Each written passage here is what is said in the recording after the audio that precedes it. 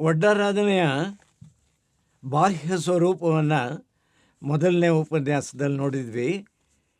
ಆದರೆ ಅದರ ಒಳಹೊಕ್ಕ ಮೇಲೆ ಅದೊಂದು ಪ್ರಪಂಚ, ಕಥಾಲೋಕ ಇದೆಯಲ್ಲ, ಒಂದು ವಿಸ್ಮಯದ ಲೋಕದಲ್ಲಿ ವಿಹರಿಸಿ ಬಂದರೆ ಹೇಗೆ ನಾವು ಆಶ್ಚರ್ಯಚಕಿತರಾಗ್ತೇವೋ ಹಾಗೆ ಒಡ್ಡಾರಾಧನೆಯ ಕಥೆಗಳ ಒಂದು ವಿಹಂಗಮ ನೋಟದಿಂದ ಈಗ ಒಳಕ್ಕೆ ಹೊರಟಂತಹ ಸಂದರ್ಭದಲ್ಲಿ ಅದರ ಮಹತ್ವ ಏನು, ಏನೇನು ಆ ಕಥೆಗಳು ಹೇಳುತ್ತವೆ, ಹೊಸ ಕಾಲದ ಬದುಕಿಗೆ ಆ ಕಥೆಗಳು ಯಾಕೆ ಪ್ರಸ್ತುತ ಆಗುತ್ತೆ ಅನ್ನೋದನ್ನು ಅವಲೋಕಿಸೋಣ.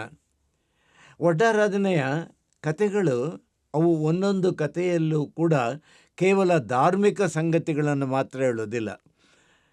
ಧರ್ಮದ ಕವಚ ಇದೆ, ಅದನ್ನು ಒಂದು ಈರುಳ್ಳಿಯನ್ನು ಸಿಪ್ಪೆ ಸುಳಿದು ಒಳಗೆ ಹೋಗ್ತೀವಲ್ಲ, ಹಾಗೆ ಅದರ ಹೊರ ಕವಚವನ್ನು ತೆಗೆದು ಹೊರ ಆವರಣವನ್ನು ನಾವು ಪಕ್ಕಕ್ಕೆ ಸರಿಸಿ ಒಳಹೊಕ್ಕು ನೋಡಿದಂಥ ಸಂದರ್ಭದಲ್ಲಿ ನಮಗೆ ಅದು ಬಿಚ್ಚುವ ಲೋಕ ವಿವರಗಳು, ಅದು ನಾವು ಮತ್ತೆ ಮತ್ತೆ ಮೆಲುಕು ಆಗುವ ಅನುಸಂಧಾನ ಮಾಡತಕ್ಕಂತಹ ಮಹತ್ವದ ವಿಚಾರಗಳು. ಆ ವಿಚಾರಗಳಲ್ಲಿ ನಾವು ಮೊದಲನೇ ಕತೆ, ಎರಡನೇ ಕತೆ ಅಂತ ಹಾಗೆ ಒಂದೊಂದು ಕಥೆಯನ್ನು ನೋಡದೆ ಒಟ್ಟು ಕಥೆಗಳನ್ನು ತೆಗೆದುಕೊಂಡು ಒಂದು ಪ್ರಬಂಧ ಧ್ವನಿ ಅಂತ ಹೇಳ್ತೇವಲ್ಲ, ಹಾಗೆ ಈ ಒಟ್ಟು ಕಥೆಗಳ ಒಂದು ವಿನ್ಯಾಸವನ್ನು ನಾವು ಅಂಗೈ ಮೇಲೆ ಇಟ್ಕೊಂಡು ಅದರ ಮಹತ್ವವನ್ನು ನೋಡೋಣ. ಅದು 9ನೇ ಶತಮಾನದ ಕೃತಿ ಆದರೂ ಕೂಡ ನಾನು ಅದರ ಮೊದಲ ಕಥೆಯ ವಸ್ತುವನ್ನು ಇಟ್ಕೊಂಡು ಒಂದು ಕಾದಂಬರಿಯಾಗಿ ಪರಿವರ್ತಿಸಿದೆ. ಅದು ನಾಗಶ್ರೀ ಅಂತ ಕಾದಂಬರಿ. ಅದು 5-6 ಮುದ್ರಣಗಳನ್ನು ಕಂಡಿದೆ. ಅಂದರೆ ಹೊಸ ಕಾಲಕ್ಕೂ ಕೂಡ ಈ ಒಡ್ಡಾರಾಧನೆ ಕಥೆಗಳ ಪ್ರಭಾವ ಉಂಟು.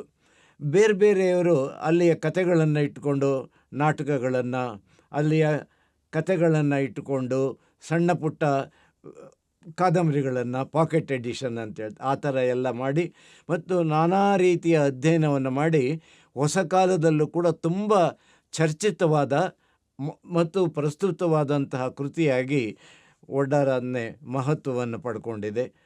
ಶಾಲಾ ಕಾಲೇಜುಗಳಲ್ಲಿ ಪಠ್ಯಪುಸ್ತಕ ಆಗಿದೆ ಮತ್ತು ಅದರ ಕಥೆಗಳ ಬೇರೆ ಬೇರೆ ಸಂಗತಿಗಳನ್ನು ನಾವು ಹೇಗೆ ನೋಡಬಹುದು ಅನ್ನೋದನ್ನು ನಾನು ಈ ಉಪನ್ಯಾಸದಲ್ಲಿ ಹೇಳೋದಕ್ಕೆ ಪ್ರಯತ್ನ ಪಡ್ತೇನೆ.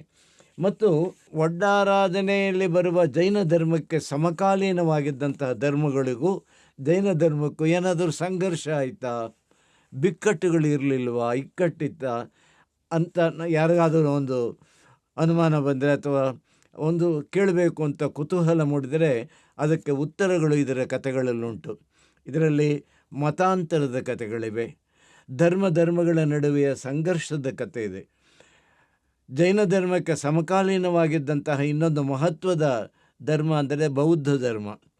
ಬೌದ್ಧ ಧರ್ಮಕ್ಕೂ ಮತ್ತು ಜೈನ ಧರ್ಮಕ್ಕೂ ಏನು ಒಂದು ಸಮಾನತೆ ಇದ್ದರೂ ಕೂಡ ಅದರಲ್ಲಿ ನಡುವಿನ ಸಾಮ್ಯತೆಯ ಜೊತೆಗೆ ವೈಷಮ್ಯವನ್ನು, ವೈರುಧ್ಯವನ್ನು ದೃಷ್ಟಿಯಲ್ಲಿಟ್ಕೊಂಡು ಅಧ್ಯಯನ ಮಾಡೋಕ್ಕೆ ತೊಡಗಿದರೆ ಅಂತಹ ಸಂಗತಿಗಳು ಮತ್ತು ಧರ್ಮದ ಬಿಕ್ಕಟ್ಟುಗಳನ್ನು, ಸೂಕ್ಷ್ಮಗಳು ಇದರ ಒಂದೆರಡು ಕಥೆಗಳಲ್ಲಿ ನಾವು ಕಾಣ್ತೇವೆ.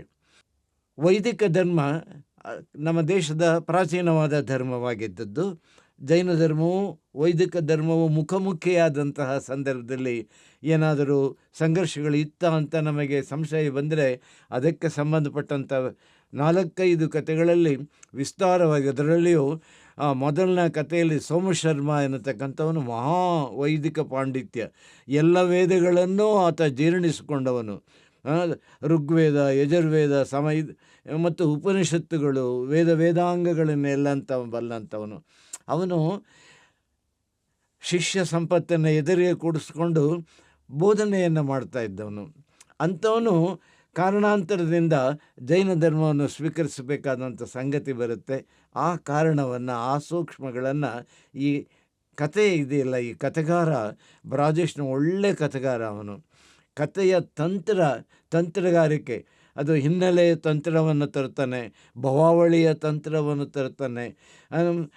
ಈ ಆಧುನಿಕ ಚಲನಚಿತ್ರಗಳಲ್ಲಿ ಮತ್ತು ಕಾದಂಬರಿಗಳಲ್ಲಿ ಒಂದು ಹಿನ್ನೆಲೆ ತಂತ್ರ ಅಂತ ನಾವು ಕಾಣ್ತೇವಲ್ಲ, ಆ ಹಿನ್ನೆಲೆಯ ತಂತ್ರವನ್ನು ಕನ್ನಡ ಸಾಹಿತ್ಯದ ಪರಿಪ್ರೇಕ್ಷ್ಯದಲ್ಲಿ ಮತ್ತು ಇತಿಹಾಸದಲ್ಲಿ ಮೊಟ್ಟ ಮೊದಲು ತಂದಂಥವನು ಒಡ್ಡಾರಾಧನೆಕಾರ.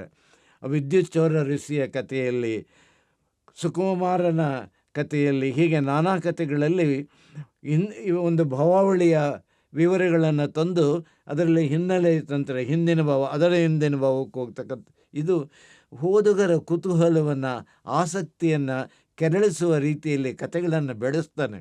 ಕತೆ ಬೆಳೆಸುವುದರಲ್ಲಿ ಭಾಷೆಯ ವೈವಿಧ್ಯ, ತಂತ್ರಗಾರಿಕೆ ಮತ್ತು ಉಳಿದ ಸಂಗತಿಗಳನ್ನು ಅದಕ್ಕೆ ಪೋಣಿಸಿರುವ ರೀತಿ, ಇದು ಇಂದಿಗೂ ಕೂಡ ಒಂದು ಮಹತ್ವದ ಕೃತಿಯಾಗಿರ್ತಕ್ಕಂಥ ಸಂಗತಿ. ಅದಲ್ಲದೆ ಒಡ್ಡಾರಾಧನೆಯಲ್ಲಿ ನಾವು ಕಾಣತಕ್ಕಂಥ ಮತ್ತೊಂದು ವಿಶಿಷ್ಟವಾದಂಥ ಸಂಗತಿ ಎಂದರೆ, ಆ ಕಾಲದಲ್ಲಿ ಸ್ತ್ರೀಯರನ್ನು ಹೇಗೆ ನೋಡ್ತಾ ಇದ್ರು ಸಂಸಾರದಲ್ಲಿ.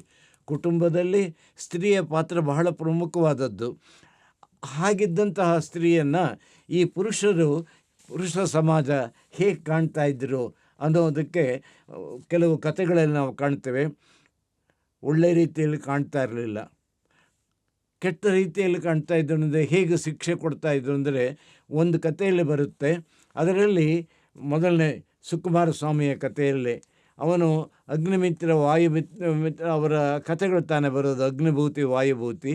ಅದರಲ್ಲಿ ತನ್ನ ಅತ್ತಿಗೆಯನ್ನು ಮನೆಯಿಂದ ಓಡಿಸ್ತಾನೆ. ಅವಳನ್ನು ಮನೆಯಿಂದ ಓಡಿಸುವಾಗ ಅವಳ ಆಸ್ತಿಯನ್ನೆಲ್ಲ ಅವನು ತೆಗೆದುಕೊಂಡು ತನ್ನದನ್ನಾಗಿ ಮಾಡಿಕೊಂಡು ಆ ಅತ್ತಿಗೆಯನ್ನು, ಅವಳ ಮಕ್ಕಳನ್ನೆಲ್ಲ ಓಡಿಸ್ತಾರೆ. ಅವರು ಪ್ರತೀಕಾರಕ್ಕೋಸ್ಕರ ಮುಂದಿನ ಜನ್ಮದಲ್ಲಿ ಅವರು ನಾಯಿ ನರಿಗಳಾಗಿ ಬಂದು ಈ ವ್ಯಕ್ತಿಗೆ ತೊಂದರೆ ಕೊಡೋದು ಈ ಕತೆ. ಅಂದರೆ ಮನುಷ್ಯ ಸ್ವಭಾವದ ಚಿತ್ರಣವನ್ನು ಕೊಡುವಾಗ ಮನುಷ್ಯನಲ್ಲಿರುವ ಒಂದು ದೈವಿ ಗುಣವನ್ನು, ಮನುಷ್ಯನಲ್ಲಿರ್ತಕ್ಕಂತಹ ಒಂದು ರಾಕ್ಷಸಿ ಗುಣವನ್ನು, ಇವೆಲ್ಲವನ್ನೂ ಆ ಕಥೆಗಳಲ್ಲಿ ತೋರಿಸುವ ಪ್ರಯತ್ನವನ್ನು ಒಡ್ಡಾರಾಧನೆಕಾರ, ಅಂದರೆ ಎಷ್ಟು ಸಣ್ಣ ವ್ಯಕ್ತಿಯಾಗಿ ನಡ್ಕೊಳ್ತಾನೆ, ಎಷ್ಟು ದೊಡ್ಡ ವ್ಯಕ್ತಿಯಾಗಿ, ಅಂದರೆ ಮನುಷ್ಯ ಇವನು ರಾಕ್ಷಸನೂ ಆಗಬಲ್ಲ ಮತ್ತು ಅವನು ಒಳ್ಳೆ ದೇವತೆಯಂತಹ ಮನುಷ್ಯನೂ ಆಗಬಲ್ಲ ಅನ್ನೋದನ್ನು ತೋರಿಸುವ ಕಥೆಗಳನ್ನು. ಇನ್ನೊಂದು ಕಥೆಯಲ್ಲಿ ಬರುತ್ತೆ, ಅದರಲ್ಲಿ ಭದ್ರಬಾಹು ಭಟಾರರ ಕಥೆಯಲ್ಲಿ ಒಬ್ಬ ಶೋಷಣೆ ಮಾಡೋ ರೀತಿಯಲ್ಲಿ ಕೆಲಸಕ್ಕೆ ಇಟ್ಕೊಳ್ತಾನೆ ಆಳನ್ನು. ಅವನ ಮೂಲಕ ಕಾಡಿನಿಂದ ಸೌದೆಯನ್ನು ತರಿಸೋದು, ಅವನ ತಲೆ ಮೇಲೆ ಹೊತ್ಕೊಂಡು ಹೋಗಬೇಕು. ಈ ಯಜಮಾನ ಅದನ್ನು ಅವನ ಜೊತೆಯಲ್ಲಿ ಹೋಗಿ ಮನೆಗೆ ಮಾರಾಟ ಮಾಡಿ ಸಂಪಾದನೆ ಮಾಡಿಕೊಂಡು ಒಳ್ಳೆ ಶ್ರೀಮಂತನಾಗ್ತಾನೆ.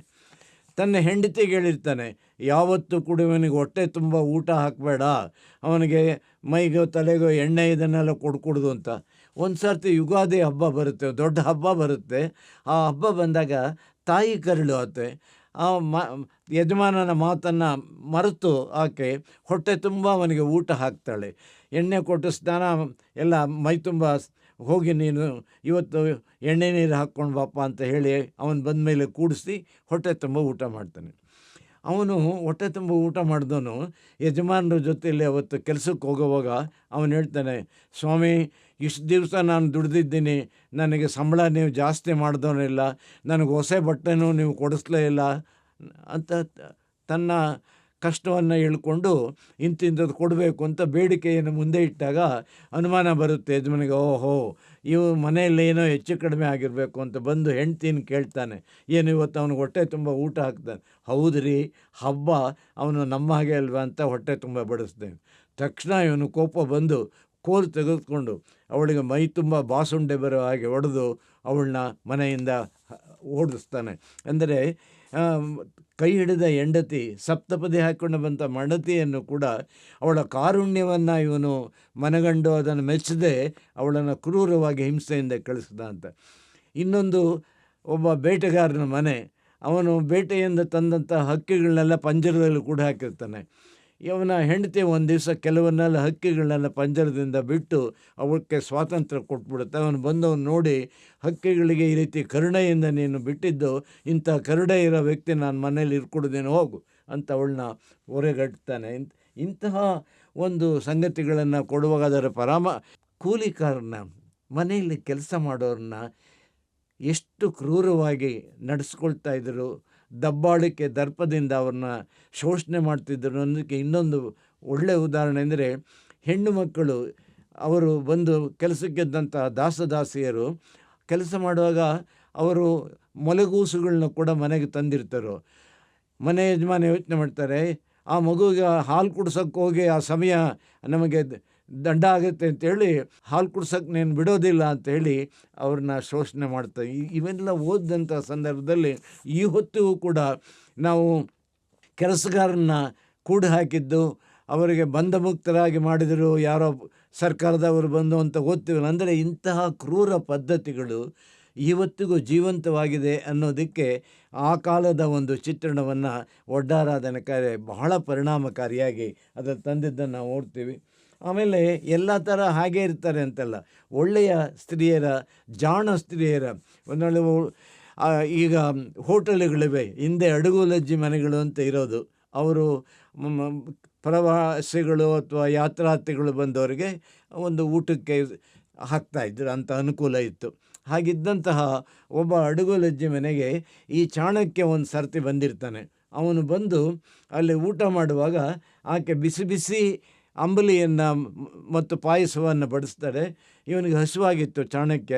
ತಕ್ಷಣ ಅವನು ಮಧ್ಯಕ್ಕೆ ಬಡಿಸಿದ್ದಂತಹ ಪಾಯಸದ ಮಧ್ಯದಲ್ಲಿ ಕೈ ಹಾಕಿ ತೆಗೆದುಕೊಂಡು ಆ ಬಿಸಿಗೆ ಕೈಯೆಲ್ಲ ಬೊಬ್ಬೆ ಬಂದುಬಿಡುತ್ತೆ.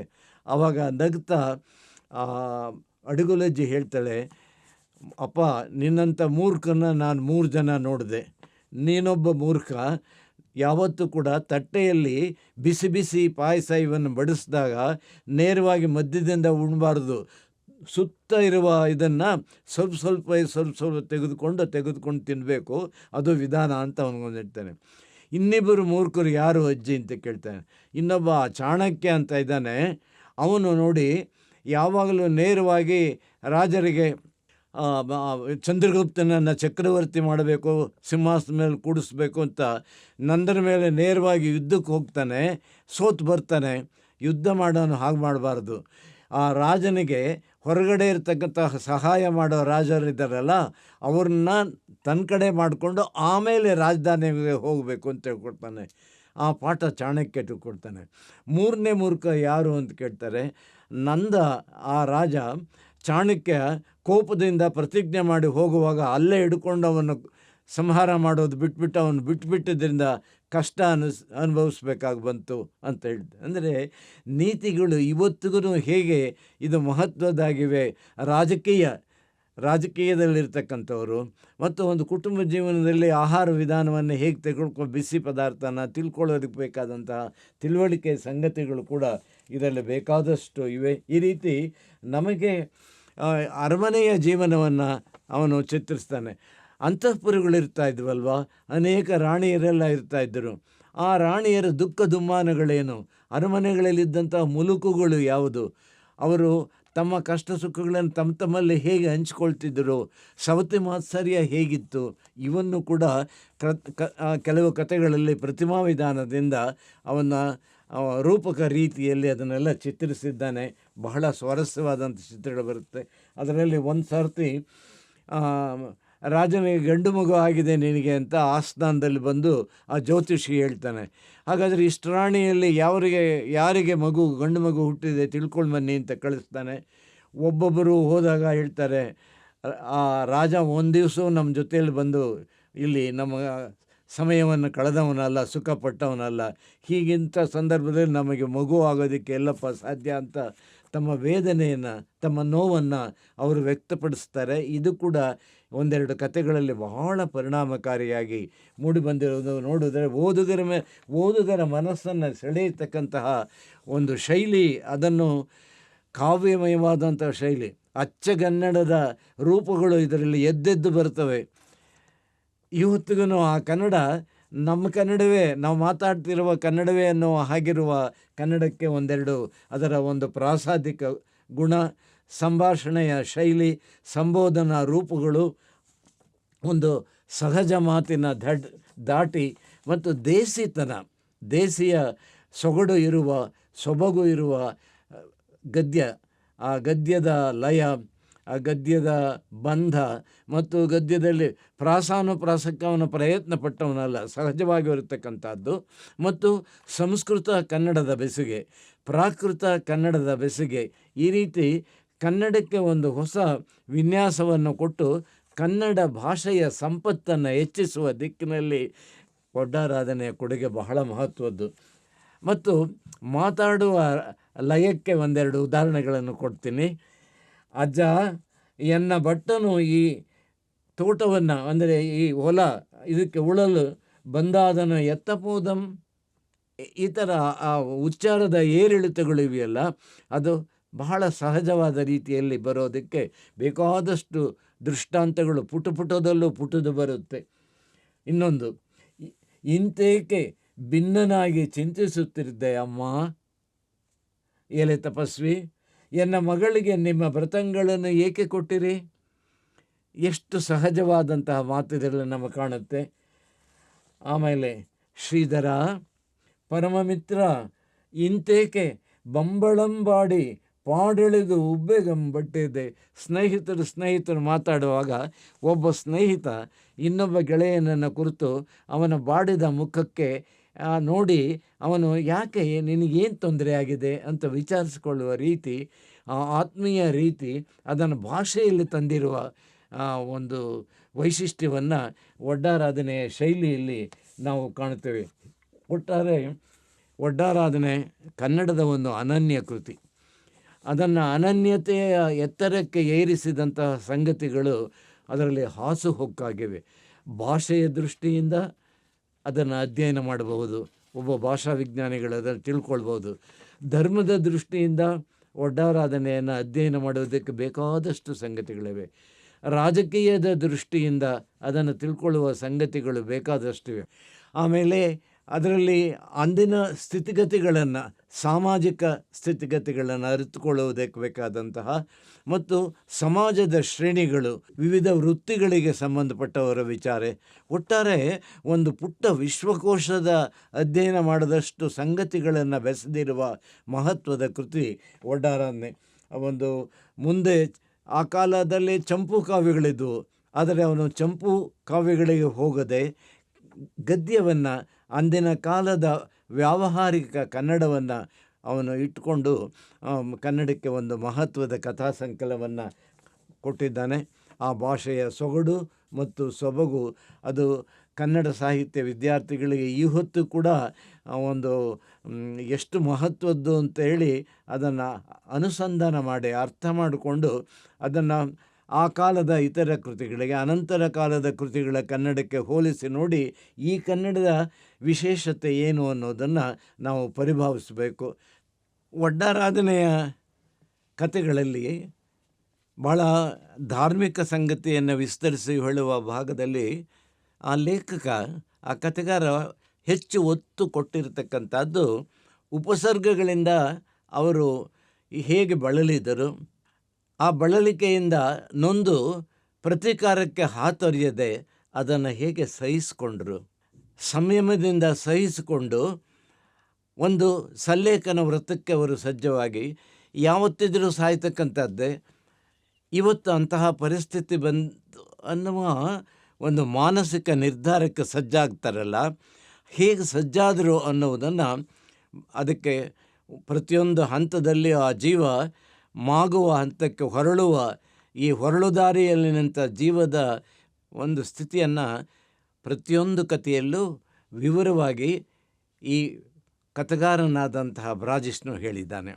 ಪ್ರತೀಕಾರಕ್ಕೆ ಹಾತೊರೆಯತಕ್ಕಂತಹ ಮನಸ್ಸು ಹೋಗುವ ದಾರಿ ಬೇರೆ, ಪ್ರತೀಕಾರಕ್ಕೆ ಹಾತೊರೆಯದೆ ಅದನ್ನು ಸಂಯಮದಿಂದ ಸಹಿಸಿಕೊಂಡು ಅದಕ್ಕೆ ಮುಕ್ತಿಯ ಕಡೆಗೆ, ಬಿಡುಗಡೆಗೆ ಕಡೆಗೆ ಹೊರಳಿಸುವುದಕ್ಕೆ ಒಂದು ಸಿದ್ಧತೆಗೆ ಸಂಸ್ಕಾರ ಬೇಕಾಗುತ್ತೆ.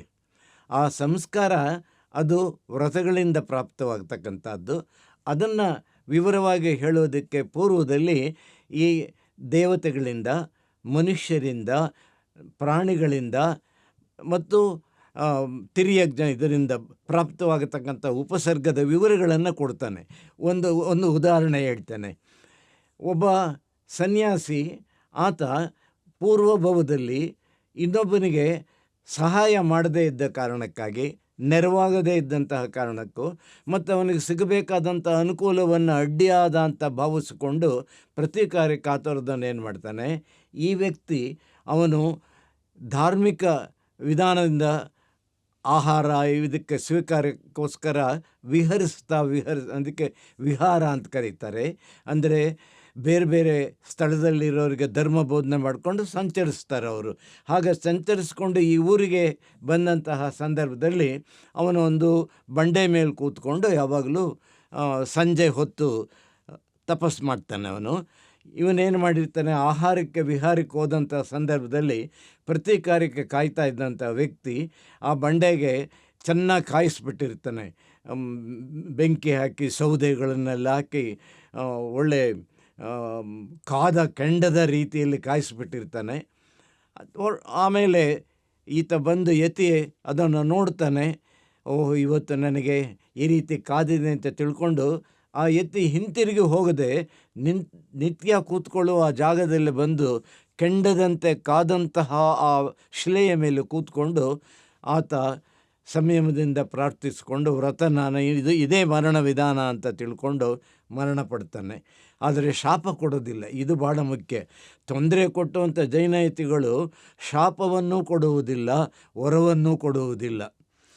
ಅದು ಹೇಗೆ ಅಂತಂದರೆ, ಶ್ರೀಗಂಧದ ಮರ, ಆ ಶ್ರೀಗಂಧದ ಮರನ ಯಾರೋ ಒಂದು ಬಾಚಿಯಿಂದ ಕೆತ್ತಿದರೆ ನನಗೆ ಹಿಂಸೆ ಕೊಡ್ತಿದ್ದಾರೆ ಅಂತೇಳಿ ಅದು ತನ್ನ ಸುಗಂಧವನ್ನು ಕೊಡೋದನ್ನು ನಿಲ್ಲಿಸೋದಿಲ್ಲ. ಯಾರೋ ಬಂದು ಪೂಜೆ ಮಾಡಿದರು ಅದಕ್ಕೆ ಹೂವುಗಳನ್ನು ಅಥವಾ ಅದಕ್ಕೆ ನೀರೆರೆದ್ರು ಬುಡಕ್ಕೆ ಅಂತಂದ್ಬಿಟ್ಟು ಅವರಿಗೆ ಜಾಸ್ತಿ ಸುಗಂಧ ಬರೋ ಹಾಗೆ ಮಾಡೋ ತನ್ನ ಪಾಟಿಗೆ ತಾನಿರುತ್ತೆ. ನಿಜವಾದ ಯತಿ ಹಾಗೆ ಶ್ರೀಗಂಧದ ಮರ ಹಾಗೆ ತನ್ನ ಪಾಡಿಗೆ ತಾನು ತಪಸ್ಸು ಮಾಡ್ತಾನೆ.